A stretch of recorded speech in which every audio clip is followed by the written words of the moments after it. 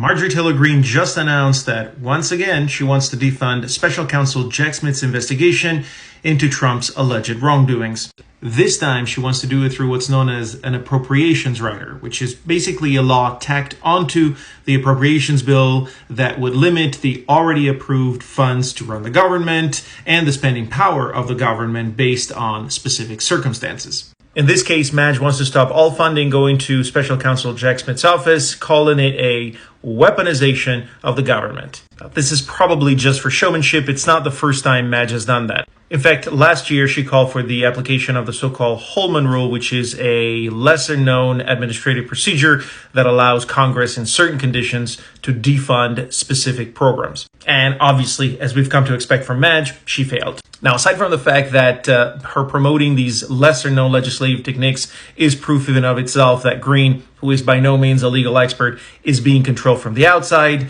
this specific idea of an appropriations writer has very specific issues. Number one, the odds of scraping together the votes necessary to pass an appropriations writer are close to none. The majority is already slim. Every Republican in the House has a slightly different agenda, so not all of them will vote for this, and absolutely no Democratic Party representatives will. Number two, even if it were to pass the House, it's still a vote in Congress, and as such, the President of the United States still has the power to veto. In this case, he would have to veto the entire appropriations bill. But that has already happened once. In 1879, when President Rutherford B. Hayes vetoed an appropriations bill that contained riders that would have eliminated activities by the government designed to avoid voters' disenfranchisement. I am going to assume that Madge knows absolutely nothing about that particular procedural precedent. Number three, Madge's plan lacks logic. She says that the proof that the DOJ is being weaponized is the fact that Biden also had classified documents, but is not being charged with anything. Now, the difference here is that not only did Biden find out about the documents and then voluntarily return them, but the writer specifically seeks to defund the special counsel because apparently that is unfair to Trump.